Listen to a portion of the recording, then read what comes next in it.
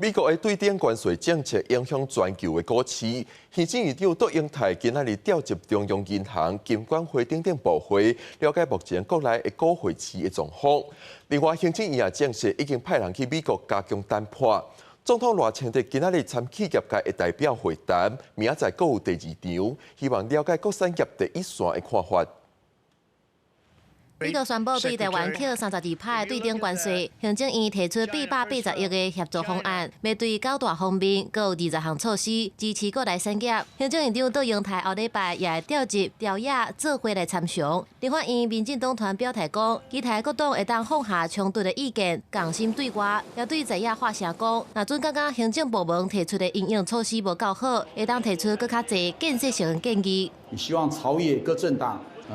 摒弃党派之私，摒弃个人的一些成见，共同来支持产业，一起来度过川普关税政策所导致的一些难关。那北虽然拢表态讲，国家面对危机，愿意朝野对谈，不过也呼吁执政党爱先停止政治斗争、甲大罢免。民主党团总调黄国昌阁批评讲，行政院提出的解决方案是旧的干仔装旧的酒，无准备、无谈判、无对策。呼吁总统赖清德应该调集各时会议，除了邀请朝野的政党，也要听产业界的心声。 赶快暂停大罢免，赖清德总统应该赶快出面的邀请